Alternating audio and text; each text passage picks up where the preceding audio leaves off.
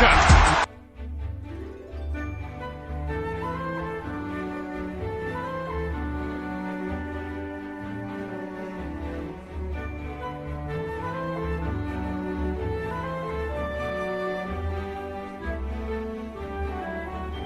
Welcome to Three the Hard Way Sports Podcast from three guys who taught sports together over lunch for over 10 years, probably eating a Fudgy the Whale.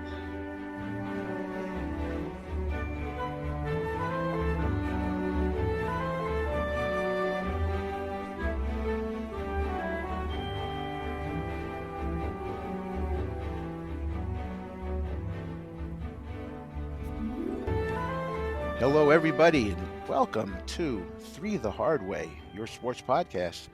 I'm Bryan Galloway here for episode 34. We had a little bit of a hiatus, and now we're back. I am here with, from Rumson, New Jersey, Alex Shanley. How are you, Alex? I'm doing good, man. I like this Tommy DeVito character that's playing for the Giants now. Yeah. What's his name? Tommy Filet Mignon? What's his name? No, Tommy Cutlets. Tommy, I know. I'm just kidding. Tommy Cutlets. Oh wow! You know, I actually like the guy, so I'm not gonna. You know, his agent's a little weird, but we'll get to that. Yeah, we'll get to that. Okay, and we have from Parts Unknown, Michael Pipersick. How are you, Mike? Doing great. Back from sabbatical here, and we're ready to roll. It's gonna be fun. Well, okay. So today we're gonna do three topics. We're gonna talk about just some fresh stuff that's in the news. We're gonna talk about the NFL update. Talk about where the state is right now. Then we're gonna talk about a certain incident that happened in the NBA, and then we're also going to talk about some Major League Baseball signings, but we'll go into them in more detail later. Let's start out with the NFL update. So, Mike, why don't you start? Why don't you talk about so far the NFL, what you're seeing and what you're experiencing? Then Alex and I'll go. Yeah, it's been a pretty wild season, right? I think when we've spoken about this topic, I think a couple of times, and it seems like the power is in the NFC. I think even the first time we discussed this topic in late September, it was like a couple games into the season when we put our top fives out, we all skewed toward the NFC. And I don't really see that changing much. Certain teams in the AFC have really disappointed me. A specific one, the Chiefs, right? Like they're just not right. I feel like they have that arrogance of that the Patriots used to have where they're like, well, we've got the best quarterback, so we're just going to give him whoever. And he's throwing to guys that are, nobodies essentially. Right. And so they have not really stood out to me. I'll just go right into my top five then, because I think like I really have like this massive shift of power. Right. And it's all in the NFC. So my number 5 team is actually the team that I picked as my dark horse early in the season. And that's the Detroit Lions. So They hit a little bump there. They lost to the Bears a couple weeks ago, but they're still 9-4, leading their division. Home team division winners always get a home game in the playoffs. So I think Ford Field's a bit of a fortress. Jared Goff's having a great season. Dan Campbell's doing what Dan Campbell does, like rallying the troops. So I've got them as my number 5. So I'm really excited that my dark horse team has cracked my top 5. Number 4 is a team that I was always kind of down on. I think Alex liked them early on, and that's the Dolphins, right? A superior offense. Not sure about the defense, right? Mike McDaniel, our coach, is a defensive guy, but very quirky guy. But I've got the Dolphins as my number 4. I think they're running away from the Bills. The Bills were a team that I was really high on early in the season, thinking that they could really make a run to the Super Bowl because I thought the AFC was a bit soft, but I'm completely down on the Bills totally. So my number 3 is the Ravens. Love Lamar Jackson. They're kind of leading the way now in the AFC. They're the number 1 seed if the season were to end now. That division is probably the toughest division, and they've got a 2-game lead now on the Browns of all teams, right? Steelers and Bengals have kind of fallen back. Bengals, especially with Joe Burrow's injury. My number 2, I think Alex and I both used the same comment when we had them in our top 5 early in the season. It kind of hurts my heart to say this a little bit, but I think the Dallas Cowboys are for real. Like they're boo. I mean, I was not believing this, but they hammered the Eagles, and I was always high on the Eagles. And the Eagles have dropped out of my top 5. I'm really down on the Eagles now. Super Bowl hangover and beyond. that team to me is just, even though they're still 10-3, to me they seem to have really lost their mojo. Got blown out by the Cowboys, blown out by the 49ers, and if you can't beat those two teams, you're not going to the Super Bowl. It's always very hard to get back to the Super Bowl. So Cowboys are my number 2, but their path to the Super Bowl is blocked by my number 1 team, and that's the 49ers. They were my number 1 in the first time we talked about this. I think Alex and Bryan, I think you guys both had them as your number 1 early on, and they had a small bump along the way, but they just have all the pieces. And it's crazy to me that I'm saying that they have all the pieces because their quarterback is the last pick in the draft, Mr. Irrelevant, right? They Mr. traded Irrelevant, off yes. number 2 pick Trey Lance, which is still bizarre to me. I completely forgot that Trey Lance was even in the league. I was like, oh yeah, he's Dak Prescott's backup, and McCaffrey's having an MVP caliber season. Purdy's having an MVP caliber season, and Deebo Samuel seems to be really getting into that rhythm where he's like one of the most dangerous guys in the field. And defensively, they're tough as well. They've righted the ship after a couple of bumps early, like leading the way. Them and the Cowboys are tied for the top spot. 49ers hammered them earlier in the season. So if it comes down to the 49ers having home field advantage, I think even if it doesn't, they just seem to always be able to find a way to beat the Cowboys in the playoffs. So they're my number 1 team. So the way I've got it shaped up, it would be Niners, Ravens in the Super Bowl, which would be interesting because I'm a big Lamar Jackson fan, right? I know he gets a lot of criticism. Is he too much of a running quarterback? I just think he's really dynamic, exciting to watch, in that mold. He's a good guy. He's a really good guy too. If you ever hear him talk, he seems like he's not full of himself. He's always been a pretty good guy. So the Ravens are darn good. Very good team, right? And the AFC is just so soft, right? Who else is going to come out of there? Just not quite sold on the Dolphins and the Chiefs. I don't know, like they make these mistakes, right? Last game, you got Kadarius Toney offside, against the Beware Bills. of the Broncos. Yeah, they are looming. They're definitely getting better. This is a team that gave up 70 points to the Dolphins early in the season. I mean, it's a really impressive turnaround because when they got blown out in that game, I was like, oh, okay, so the Broncos are trash again. But here they are, 7-6, and they're right in the mix there for the playoffs. I mean, there's a bunch of teams at 7-6. Steelers fading. Bengals get a bounce from their new quarterback Browning. I mean, it's strange. The Bills are still there at 7-6, but I don't know. I'm really disappointed in how they've. They have a tough schedule coming up. Yeah, it's tough. Yeah. So Mike. So Mike, I'm sorry. Your picks are 49ers and Ravens Super Bowl. 49ers Ravens is shaping up to be right now. Yeah. Okay, Alex, I'm sorry. So that was my original Super Bowl pick was Ravens 49ers, and I'm going to stick with that. Mike, I think you did a great analysis, and my top 5 really doesn't change. I'm going to flip out. So my original top 5 was 49ers 1, Ravens 2, Cowboys 3, Eagles 4, Dolphins 5. But the only thing I'm really going to change is my bottom 2. I may flip-flop those. So I'm going to keep 49ers 1. I'm going to keep Ravens 2 and Cowboys 3. And the Cowboys impressed me, right? Like they hadn't beaten a winning team all year long. They had a good record, but hadn't beaten a winning team. And then they go out and they blow out the Eagles. And maybe the Eagles aren't as good now. I really think they kind of hit the peak and they're on the downturn. I think they just have too many guys that are have too much wear and tear on them. But we'll see. I mean, they need to right the ship, and I don't know that Nick Sirianni's the coach to do that, but he was kind of born on third base with a really good team when he got there, and just kind of manage them. So we'll see. He'll have to earn his keep in the next 4 weeks, but. I had the Dolphins at number 5, and the reason why I'm wavering on the Dolphins is because they have so many injuries right now, and I think the Jets are going to give them all they want this weekend, and so if the Dolphins win that game, I'm going to feel much better. But if they lose, I think they're going to spiral out of control and really take a step back. And I think they'll still win the division, but but just because Buffalo's schedule is so hard coming up. But what I'm going to say is I'm going to drop the Eagles out. I'm going to move the Dolphins up to 4, and I'm going to move the Chiefs up into the top 5, and I'll explain why. So, Mike, Nice. you're right. They're a mess at wide receiver, but Rashee Rice is really coming on, and I think if they need him and Kelsey, and I think that'll be enough. Their defense is playing okay. They're just not scoring, and I think that's something that they can possibly figure out.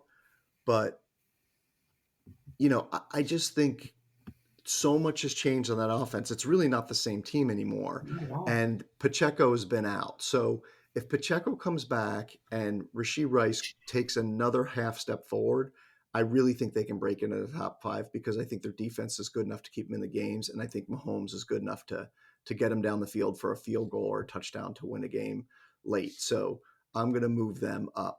And I kind of gave away my dark pick, which was the Broncos.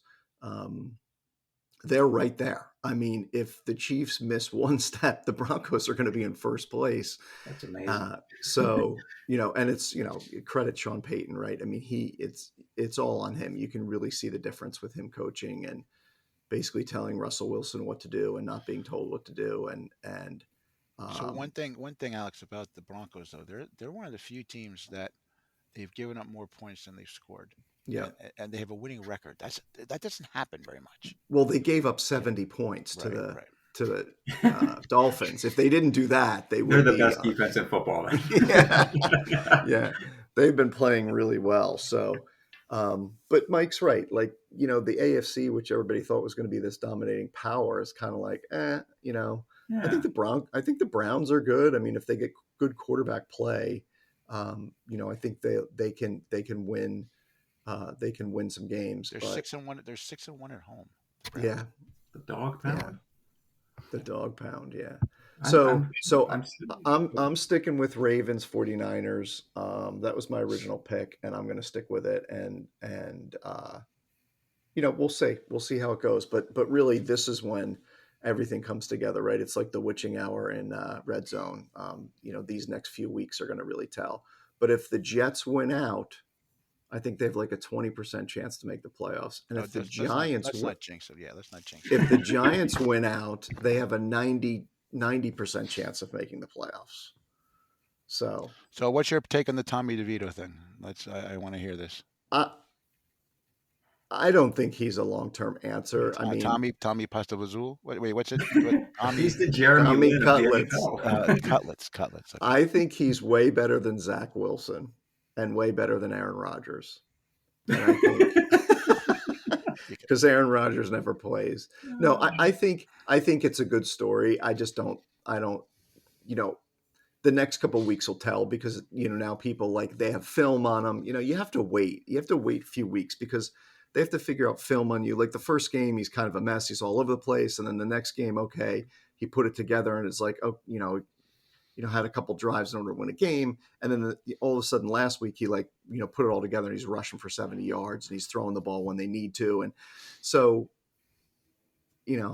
I say jury's still out, and it's still a long shot. I think it's a nice story, but I hope he's good. He just wasn't that good in college, so Yeah. I just don't see it translating to the pros. But Tim Boyle, 1 touchdown and 13 interceptions. That's crazy. It's crazy these guys get jobs in the pros, but I guess if you never play, they never know that you're not that good. So one of the things I've noticed, I've noticed that it's funny how over the years, wide receiver now is the most important position. I mean, wide receiver or tight end. Running back has totally taken a step back, and we kind of know that to the drafts. But I also say quarterbacking in a lot of ways. Did you notice that there's a lot of backup quarterbacks playing, and some of them are playing decently? It's very interesting now. Starting quarterbacks are not as maybe they are, maybe they aren't as important as they used to be.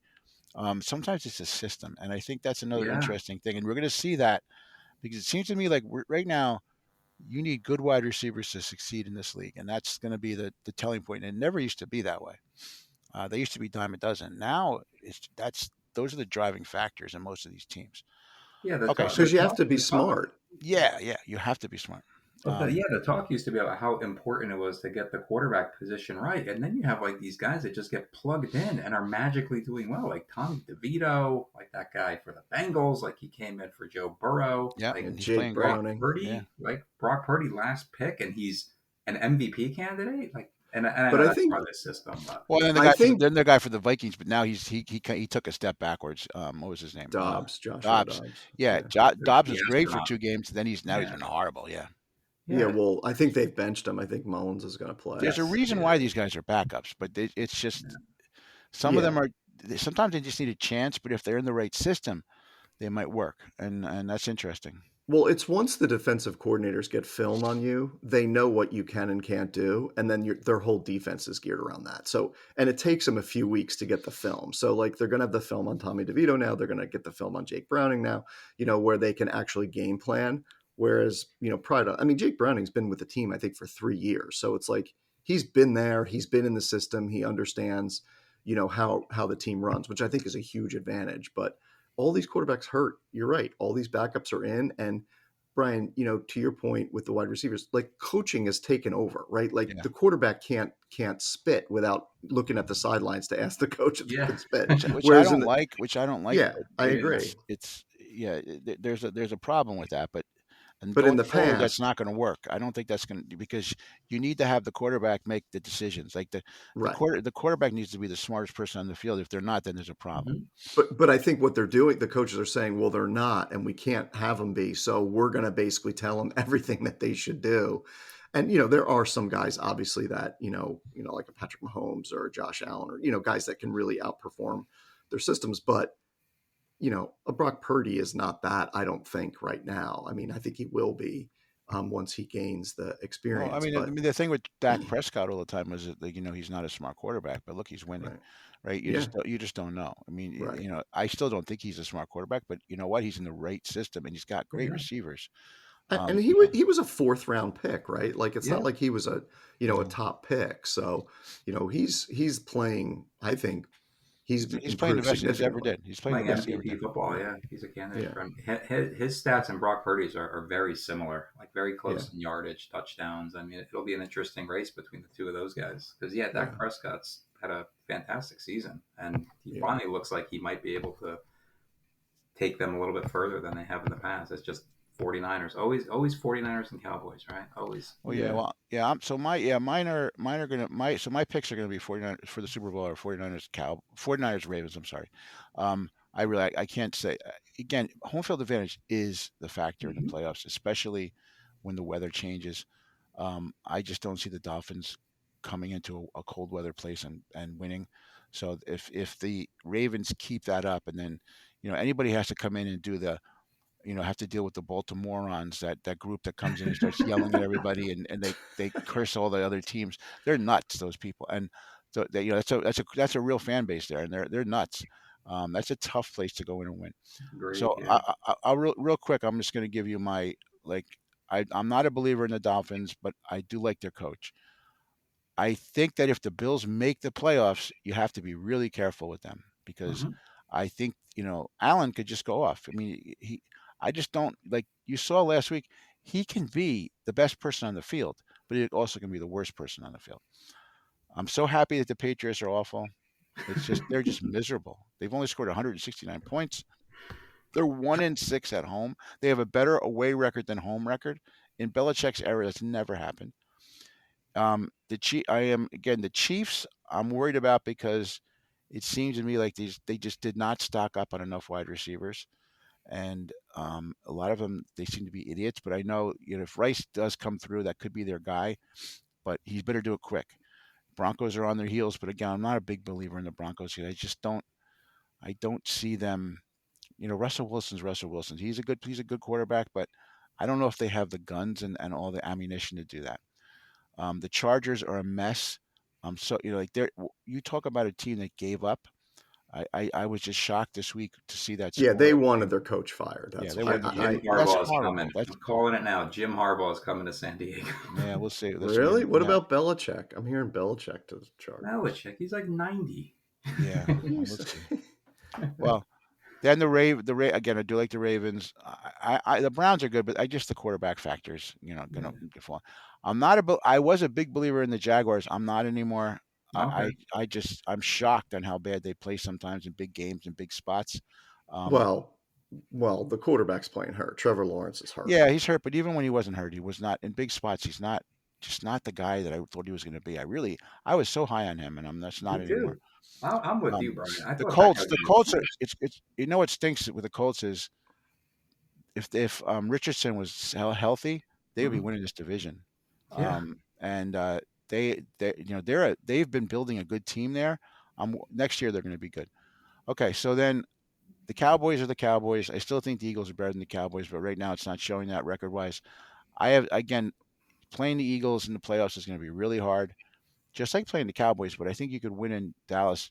Winning in Philly is going to be tough, but it could happen. Um, I think the Giants are a dark horse to make the playoffs. They could happen. It could happen. Probably Giants. more than the Jets. Probably more than the Jets, but let's see. 49ers are class amongst. They're the best team in the NFC. I'm sorry, and they're if they have the home record, they're gonna go to the Super Bowl. Um, the Lions. I'm just not sold on them. They give up a lot of points. Um, they're good. They could score with anybody, but I think they still give up way too many points. They Um, almost seem like they're worn out, yes, like yes. Campbell's Or riding them they so didn't. hard that I don't they're think they worn out. realized how good they were. That's Yeah, kind of what I think. They because it seems like they're like, wow, I can't believe we're 9-4 right now. yeah, You know, yeah, we're not normal. We're usually 4 and yeah, 9 at this point. Yeah. yeah.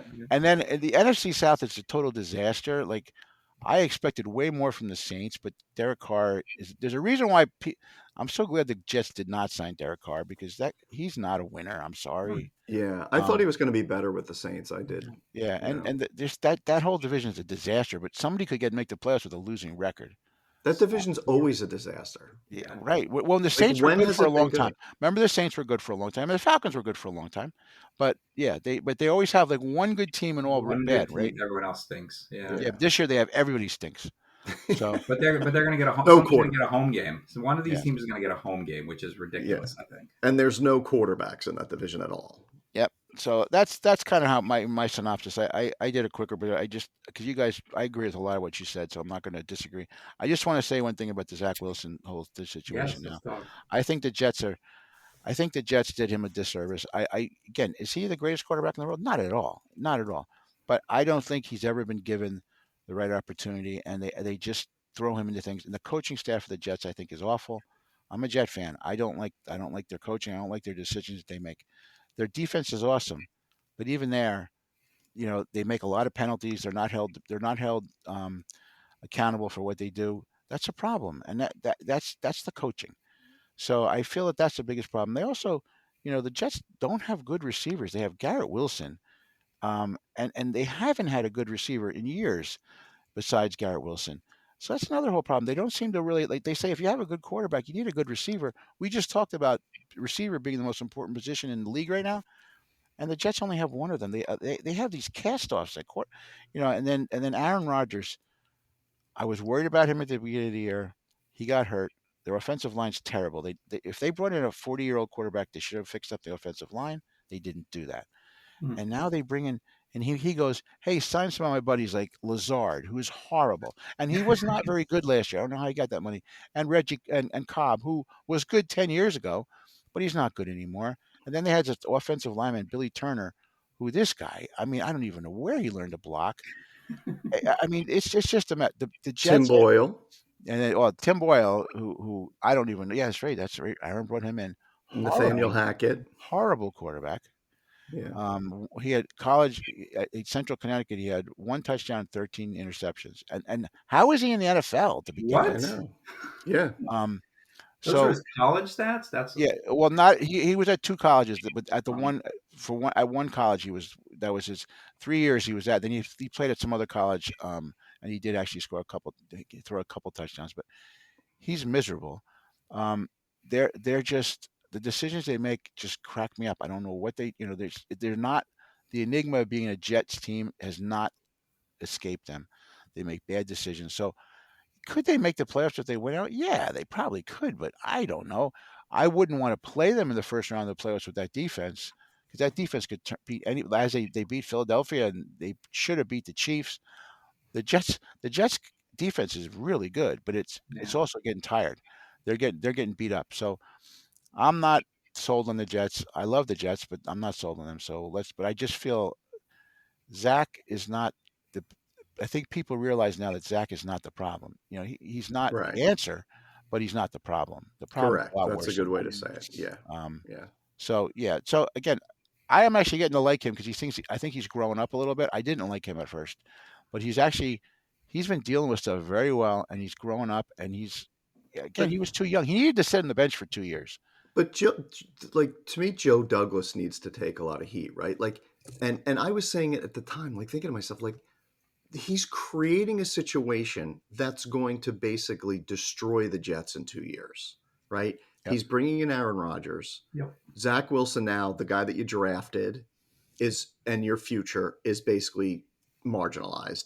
Then the guy that you brought in gets hurt, and now Zach Wilson comes back, and you realize he's not as bad as we thought. I mean, he still makes bad decisions and whatever, but he's actually, like Brian, you just said it perfectly. He's not the problem. He's not the answer, but he's not the problem, right?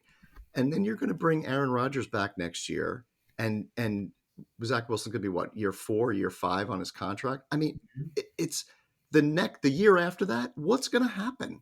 I, There's no future for the Jets after that, unless Aaron Rodgers miraculously says, "Oh, I'm going to play 3 more years." no, I mean, he hasn't even played. He's only he played hasn't played a he's played game. 4 downs. And after that first, like I tell you, after that first down, he dropped back, and there was 20 guys on him, Yeah, and I'm like, that offensive line is going to kill him. So Yep. I really say, and I will say this over and over again. I know he got hurt, hurt on the fourth play. If he had made it through the first game, he would have got hurt in the second game. You need a mobile quarterback. That's why Wilson is actually the only right, quarterback who can do it now because he's running for his life, and he got slaughtered last week. But right. he's running for his life. He's the only one fast enough. The other guys, they couldn't do it. They were getting clobbered. So Yeah, that's the problem. If you're going to bring in a quarterback, you have to have an offensive line. I Okay. agreed. Yeah. No, Agreed. I can't talk about the Jets anymore. It makes me sick to my stomach. So but anyway, so NFL will we the next couple of weeks a lot's going to happen. We'll we'll Yeah, we'll check back and see what happens. Definitely before the playoffs. Okay, let's talk about.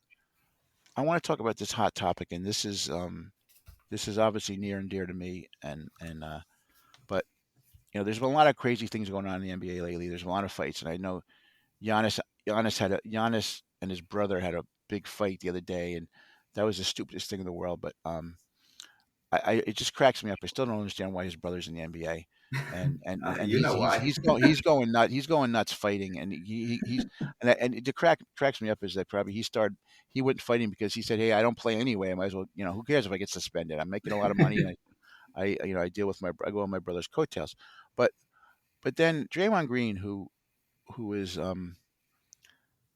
again, he's on my favorite team. He's won 4 championships. The guy is definitely he's got skills. He's a very unique player, but he's a nutcase. And I always knew he was a nutcase, but I always thought he was a controlled nutcase. Now it's beyond that. I mean, I think what happened with Rudy Gobert, who even again, I bet you a lot of people in the league were happy that he got choked by Draymond because a lot of people don't like him. Rudy Gobert is one of the most hated guys in the league, but it doesn't matter. You still don't do that. And then what happened the other day? That was it, and that's the last straw. And I think the one thing I want to say is, if I'm a Warrior player and I see these antics go on, um, I would I'd be appalled. And I think that they have to tell him. And I think Steph and Clay have been with him for all these years. I don't know if they're. I think they're maybe too friendly to go back and say to him, Draymond, you got to stop this crap. I mean, I just don't. Somebody's got to do that because he was so successful for so long, and he was a big part of what they do. And he's the key to that team. So without him, they suck. And I'm sorry, that's just the way it is. He's the key to that team. But you can't have him, give up technical fouls, give up points. There was 3 games that we lost just in the last 2 weeks, all because of him, because he did stupid things. Um, that can't happen. And I saw it imploding a couple weeks ago, and now it's worse. So he's suspended indefinitely. I am actually agreeing with this, and I don't think he should come back until he's ready to start doing it. But now I worry if he comes back, if the other teams are going to try to goad him into doing something wrong the whole time. So this could be it for the Warriors. I'm really worried about this. What do you guys think? Who wants to go first? Go ahead, Mike. You're the NBA expert. I'm just going to talk on emotion. Okay, this is an interesting one for me because I've always been a Draymond Green fan. Bryan's been a Warriors fan forever, and when Draymond Green got drafted by the Warriors, I remember walking into Bryan's office and raving about this guy, Yeah, you like did. You saying, did. You told me all about him. just I would not. Yeah, I would not yeah, have known if it wasn't for you. Yeah. I thought it was a great pick, and this one for me is like really disappointing. He keeps kind of making these mistakes, and where I see a problem with him is I don't feel like he takes accountability for any of this stuff, right? He's kind of like, well, I didn't mean to do that. It wasn't intentional. I apologize for that one. Not going to apologize for the Gobert one, which is okay, fine. You're protecting your teammate. But I kind of I come back to the point of who's controlling this guy, or who's doing the best job of being able to manage him, right? I love Steve Kerr. I love Steph Curry, but I feel like maybe the personalities aren't strong enough. And I kind of go back to the Bulls when they signed Dennis Rodman. It was, oh my God, I can't believe they signed this guy. He had started his downfall in a sense. He was becoming very hard to rein in, and the Bulls brought him in, and you had Michael Jordan, very strong personality, and Rodman did his own thing in Chicago, but on the court, he was able to kind of maintain his composure and be a part of the unit and help that team win championships.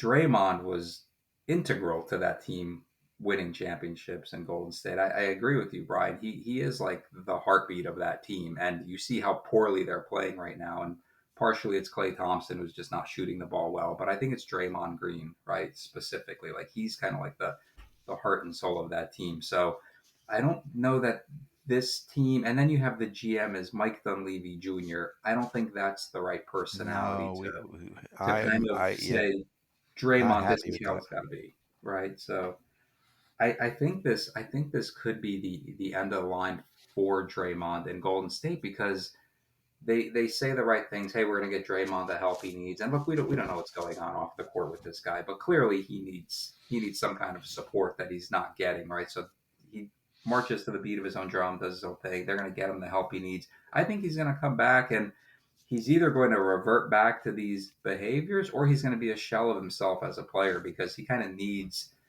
that intensity to be who he is on the court. So I could see them moving on from him finally if a team that has a really strong infrastructure in place, has really strong leaders in place, would be willing to take him on. Like the one team I would think of, and I don't see this ever happening, is if he went to the Lakers, right? And you have a guy like LeBron who's able to Well, kind of say, LeBron's his buddy. Yeah. So I mean, yeah, like get yeah. on board. LeBron's got a lot of clout in the league. He's got a voice, and he's respected by his players, by his teammates, and so on. Like I think he elevates guys. I don't know where else he could go. I just don't see how this becomes a winning situation for the Warriors. Because look, I have to take a mulligan. I picked the Warriors to get to the finals. I was like, this is their last stand. Well, I don't see that they, happening, and if I they think make the Draymond playoff, was they make the playoffs. Anything can happen. But yeah, this yeah, is it. This is it because but on any night they can beat any team. They have the guns. yeah. It's just a matter of how it's functioning. But I think Draymond is key to that. Like without Draymond, I don't see that happening really, right? Like to me, he's that glue guy for that team. So it's really disappointing because I always really liked him as a player. He's really supportive of his teammates, right? He steps in there like someone's messing with Clay, he steps in there. He's a winner, right? But to me, it's like this might be the end of the line unless something flips like a 180, and I just don't see that happening. Like Draymond's like such a strong personality and seems like very set in his ways that I just don't see him coming back and being contrite and still being able to be that intense guy in the court. Something's amiss here, and Yeah. he's 33 years old. He's got a lot of miles on him. Maybe it's he sees his game kind of slipping a bit, and it's frustrating for him. It's really disappointing because I've always been a big fan of Draymond. Yeah, so I don't know. I mean, for me, it's almost like I'm trying to come up with like it's almost like Seinfeld, right? Like you had the first season of Seinfeld, you had all these people that were characters, and then by season 4 or 5, they kind of had built those characters out, and then they exploit what's really funny about those characters. It's like what Draymond Green did, right? Like he saw, oh, I'm this antagonist guy, and I'm this guy. He was a good basketball player, right? Like Excellent. and then it was like, oh, I'm the antagonist, so I need to be that. I need to be that. And he just went so far that way that he's punching guys in practice. I mean, let's not forget about the Jordan Poole incident, Oh, right? that's Like, awful. like, I mean, he just went to like he became this character of himself that was like, oh, I need to be this bully guy, and I need to every game, forget about basketball. It needs to be about Draymond Green for 5 minutes. And I just think that's where he got caught up in it. And 33 is not that old. And I agree. Like, I think he's slipping, and that's what's causing more of the problems. Than just, oh, him being angry. And I think like, oh, he's getting beat. And now it's like, oh, wait a minute, I'm going to grab the guy, and the guy's going to throw an arm, and, the guy throws an arm, and now I'm going to punch him. I mean, uh, you know, this has been like why there aren't experts that are like advising the Warriors back to when he was punching Jordan Poole, like, hey, there's a big problem here, and Yeah. and you guys should do something internally. And maybe they did. We don't have that information, but it's going to derail the Warriors this year. I mean, I think they're we kind of did our NBA preview. I thought they were aging and needed everything to be right just to make the playoffs. And I just think this is going to be a lingering problem throughout the year. And Yeah, they're gonna have to they're gonna have to something's gonna happen. They're gonna have to go back and redesign the team before next year because they should trade before for Curry Dylan Brooks. before Curry, yeah, right. Before Curry retires, they need to have one more run, and they owe him with that. But Well, I listen to a lot of sports radio, and I think it was Evan Roberts on the Fan said Steph Curry to the Knicks. Oh, come on. That nah, that they're they never have gonna trade him. They're that the never gonna trade. Well, wait, hold on. That the Warriors have they got to retool everything, and the Knicks have like 11 first round picks, and they could put a huge package together and let Steph go to the It would Knicks be and good for the play out. NBA. It would be good for the It NBA. would be great for the I'd NBA. love it, but I mean, Yeah, it's not going to happen. Um, yeah. so one thing I have to say is, I read an art. I've been, following Jordan Poole. First of all, he's playing terrible, and I saw an article that said like half the well, I'm about to say bullets. The Wizard players, all want to punch him themselves. Like supposedly he's a total knucklehead and everybody can't stand him. Um, so But and no excuse for no getting excuse punched in to the punch him. face. No excuse No. to Yeah, punch him in the face yeah. because I know there were times last year where Curry and Klay Thompson like were just like, "Are you kidding me?" They couldn't stand the guy, and he did a lot of he just did a lot of stupid things. And supposedly that's how he was in practice and off the court. He was just a guy that no one. He was like a very toxic guy that no one liked him. Um, and from what I hear now, and the Wizards want to get rid of him. They're trying to trade him. You imagine that they thought he was like the piece. They're bringing in this guy who's going to score 25, 30 points a game. Um, he the other day when he had 11 or something, he's just terrible. Yeah, So but the that's Wizards are terrible. I mean, They are. it's yeah, like, but this should be his time that he should be gunning it up. He can't even hit a shot. His 3-point percentage is terrible. It's like he forgot how to shoot. I just yeah. don't think he practices like he did with the Warriors. The Warriors, like Steph is a nut in the practicing. Same with Clay, and he used to do that with them. And now he just does what he wants, and he's hitting the night spots. And they suppose he's out with all the women all the time. He loves that part of the game. Well, let's not bash Jordan Poole. He's the victim. I don't know. I don't know. I I still mean, he. he must have said something that got this guy mad. I never I've kind of heard sort of what he said, but I mean, yeah, I know, get it. What Draymond did was wrong, Yeah. but there's a something you don't say that whatever you do to egg your teammate on like that should never have happened. But well, Right, call them we'll never old. know. Yeah, we'll You never know the probably whole story. call them old. Um, okay, so that's that. I mean, it's sad. It's sad. It's really sad. I'd Okay, love to see him come back and turn that around, though. I so mean, do I, and he might, but it's it's who knows. I don't know at this point. I have a Draymond shirt. it's going to be sitting in the closet for a while. Okay.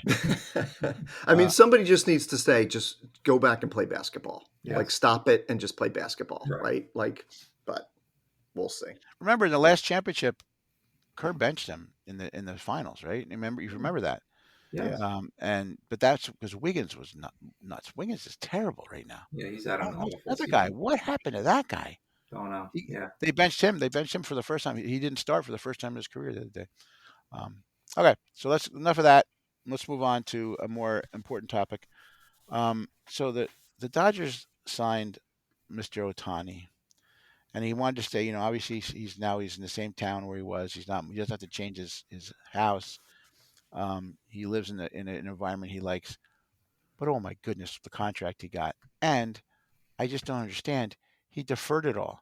So what do you guys think about this? This is phenomenal. I've never seen an athlete in this day and age that could do that. What do you guys think? Alex, why don't you go first? I think it's, what he did was, avoid taxes, right? Like everybody's saying, oh, he did it for the Dodgers. And it works for the Dodgers great because there's going to be no cap hit and he's going to have, give the Dodgers flexibility to get great players around him, which is perfect. But really, it's about taxes, right? He doesn't want to pay California taxes. And so, with this deferred money, if he's no longer playing baseball, or he's no longer in the state of California and he's getting paid this money, he's not going to have to pay those taxes. So it's really a credit to the financial guys that are advising him and put this whole thing together.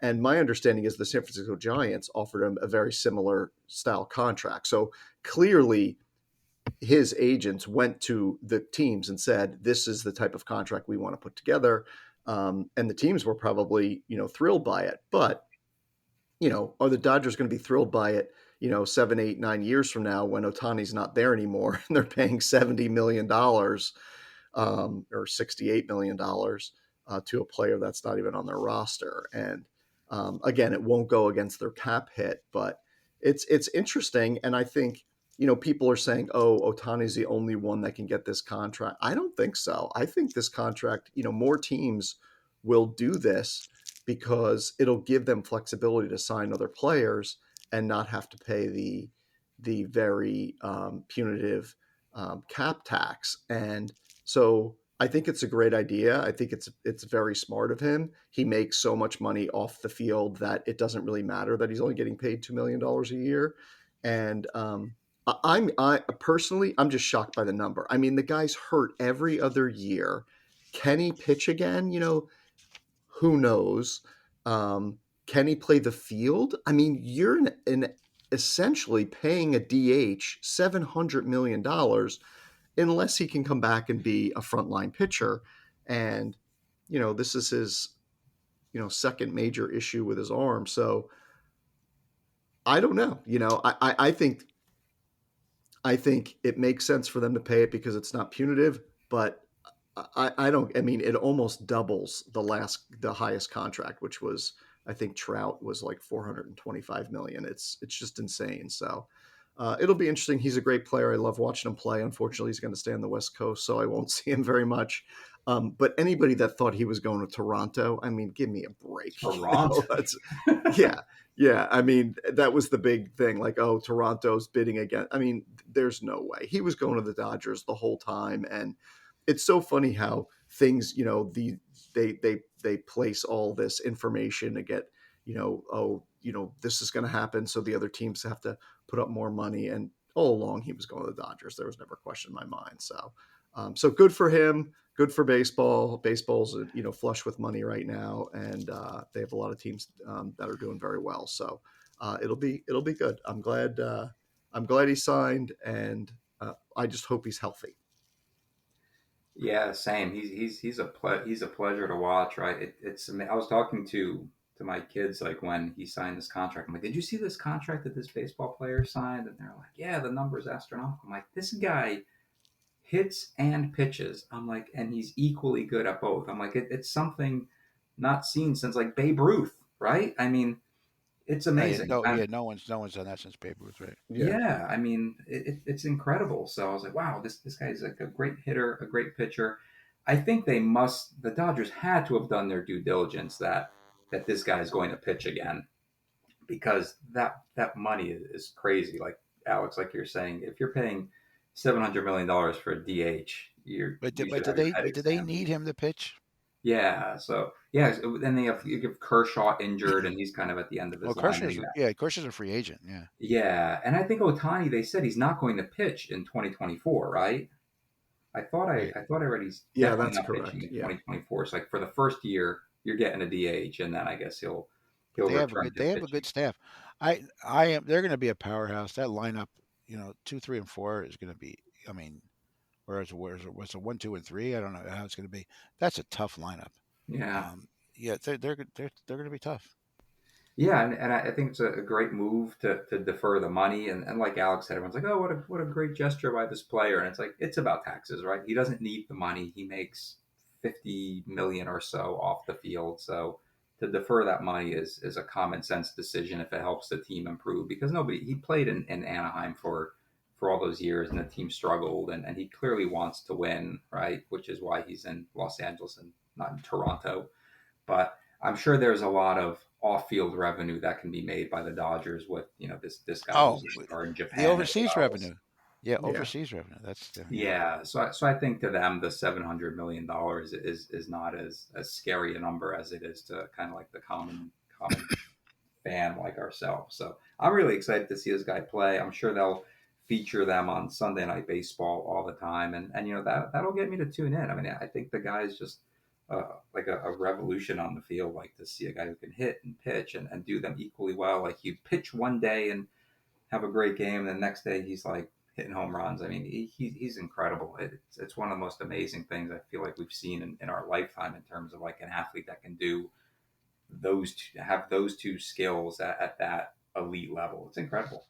And he seems so down to earth. Again, we don't know him, Yeah. right? We've never interviewed him, but Hmm. he just like his teammates seem to love him, and he does all the goofy things that they do. He's not this you know athlete that's up on a pedestal, and like Barry Bonds used to be, and he wouldn't Hmm. talk to anybody. Like he's into it, and he's a young kid still, and so it's so fun to watch. I agree.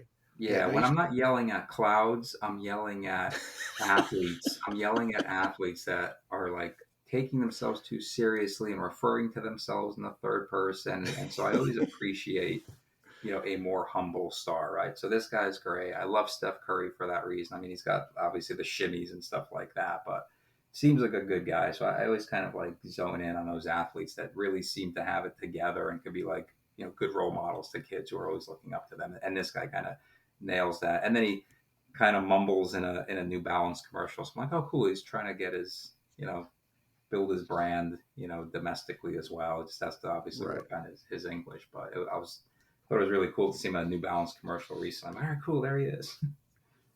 And then the Dodgers signed Tyler Glass now, which is yeah. crazy. No, but that's because they need the pitching right now. Yeah. No, Yeah. but they have some good young pitchers. That's another good thing. They do have a couple good young pitchers. Even last year, they had a couple guys that were good. So I think they're gonna obviously they're gonna win enough to make the playoffs, and then having that lineup in the playoffs is going to be tough. So it's very interesting. I'm looking forward to it. I do feel like that's one thing over in Japan. Like if you remember when the Yankees had Hideki Matsui, they made a ton of money by broadcasting the Yes Network over in Japan, right? Mm-hmm. They made a ton of revenue. Like it was amazing the amount they made. So they didn't care what they paid him because they were making way more over there. That's going to Yeah. happen again. The Dodgers games are going to be all like hot and heavy over there. Um, that's what's going to so that'll be cool. That'll be cool for them. They're going to make up the money. Don't worry about that. Yeah. Anytime that Dodger emblem's shown in one of his ads too, they make money off of that. But So I think they're going to get Yamamoto too, because I think that was part of this deal. Like put no money on the Dodgers cap so they can go out and sign Yamamoto as well. yes, I think the Yankees are going to get him. I have this feeling. I don't know. Do you think he really wants to go to a place and be second fiddle? I mean, he'd be second fiddle in the Yankees too with Garrett Cole. Maybe not. But he would be I mean, Garrett he'd Cole be just like won the Cy third Young. or fourth fiddle on the Dodgers. Yeah, I know. We have Judge. You have Soto. Now you have Cole, but Cole is not like not a script. even though he's I great. just mean pitcher wise. Yeah, Like yeah, yeah, yeah, yeah. he would definitely be But number he could come to two. New York and he could just light up the planet if he does But well. he'd be number two, in at the Dodgers too. So, Imagine the World Series we have that we if they both Yankees Dodgers World Series and the two of them facing each other, oh yeah. that would be just classic. Yeah. Yeah. So yeah, no, I The Yankees made a lot of Tanaka as well. yeah, yeah, yeah, yeah. You're right. Both Yeah, Matsui and Tanaka. Yeah.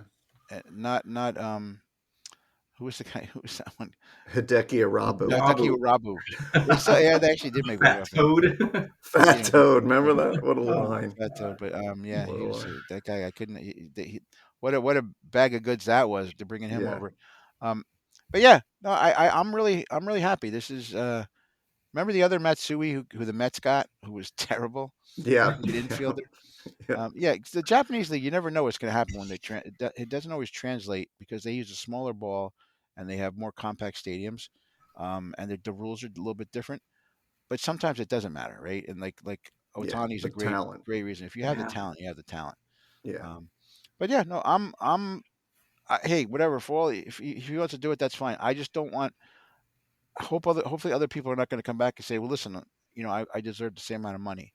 Because I know then we're going to run into another problem where their salaries are too high, and then they run into problems because they're the salary caps and also it's just gonna be a mess in baseball if that Yeah. happens. I think it just sets up the next generation, right? And I don't mean generationally like, 10 years from now. I mean like the next crop of the best player, the next Bryce Harper that comes in the league, he's going to be like, well, he's making 700 million, like it's going to be, that group it's going to help. I don't think it's going to necessarily help free agents now, but I think it'll help But that next but coming group. Otani got two $350 million contracts, one for being a pitcher, one for being a hitter. So, Yeah. so the guy that comes in and says, "Give me $700 million," it's like, but you don't pitch and hit, so you get half. But he's having elbow surgery. Yeah, I no, mean, true, true. and he had Tommy John surgery, right? Like, I don't know. It seems very risky to me, Yeah, but oh, it is. But I Well, think but you the guarantee, money wise, guys, yeah, and I learned a lot of this, but the Dodgers definitely took insurance out on him, so yeah, there's not going to be if there's a problem, they're not going to lose money. These are their insurance companies that do that. They insure these players for all this money. Lloyd's of London yeah, will do that, and that happens all the time. The Jets.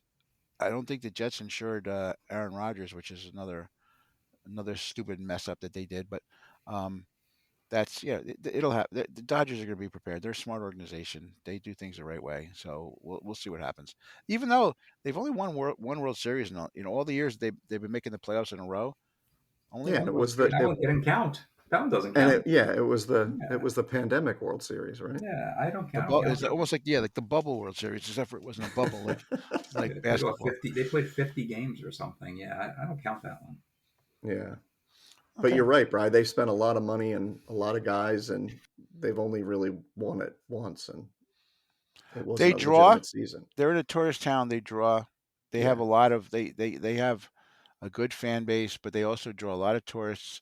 Um, it's a very interesting concept over there. I mean, if you've ever been to that area, you've gone to the games. The Angels are in Anaheim. They're real close to Disney. They don't draw as much, but they drew with Trout and Ohtani. But again, a lot of tourists go there. A lot of people are traveling from overseas. They come over.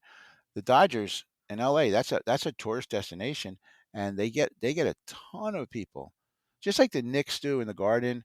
yeah, Knicks get a lot of tourists to come in to watch the games. Dodgers is the team that probably gets the most tourists of anybody because they're on the West Coast. They're coming over from, whether Asia Pacific, anything that whole area. They go to see a Dodger game. That's where they want to go see. They don't go see an Angels. They don't go see the Giants, especially now with San Francisco being such a horrible place. They don't go see the Padres. They go to see the Dodgers. They want to go to Chavez Ravine. They want to do that. That's part of what they do. So believe me, the Dodgers are always going to be raking in the money, and they're going to have they sell out more than most people are. If they're 90%. I think what I read was they may not sell out as much as other people, but they're 90% capacity more than most other people, which still means they make a lot of money. So one quick question for you guys before we wrap up: does Mike Trout ask for a trade this year? Yes, he I should. agree. Yeah, Yeah, He's gotta got to get get out out of of there. there. He's got to Yeah, get out of he's there. not winning. Yeah, I agree. He's got to get out of there. The Yankees will take him. I love him. I love him on the Yankees. What a great player for the Yankees. Jersey guy, Jersey guy, local guy. It'd be a great story. Yeah.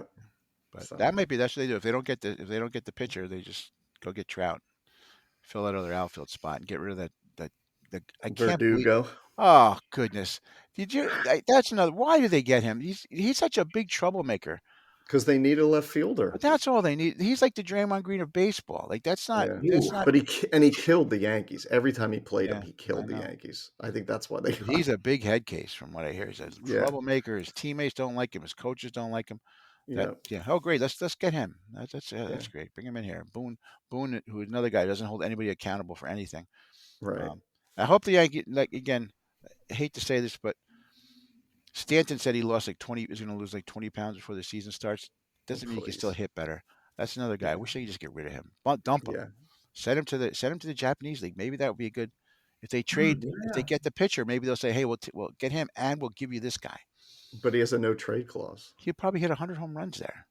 I thought he was going to be part of the Soto deal because I thought he would go to San Diego because they have a bunch of stars there, and he could be the DH there, and it'd be much more laid back. To me, that was like the perfect scenario because he would accept it.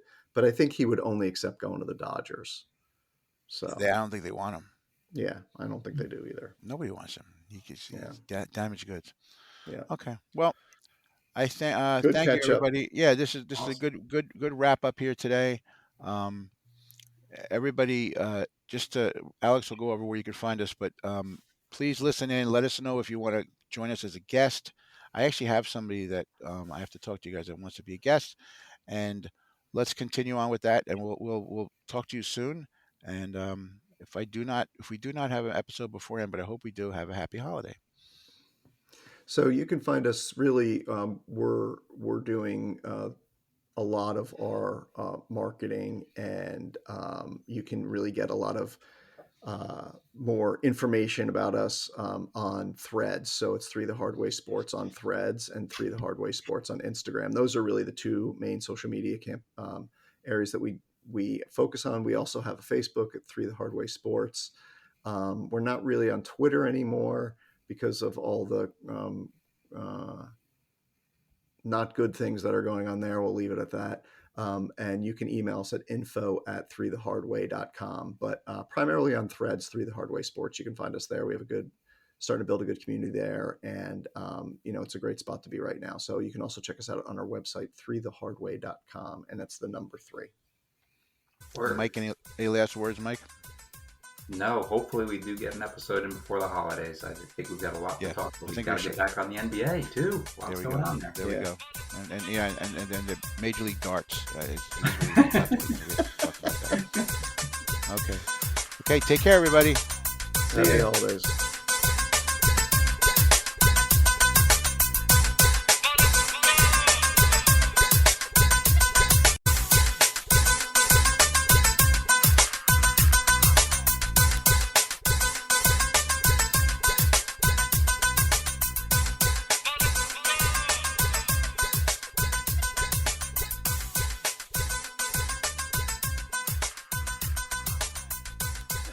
This is Tom Carvel. Thank you for listening to 3 The Hard Way Sports Podcast. Remember to get a Fudgy the Whale or Cookie Puss for the next time you're sitting down to watch the big game.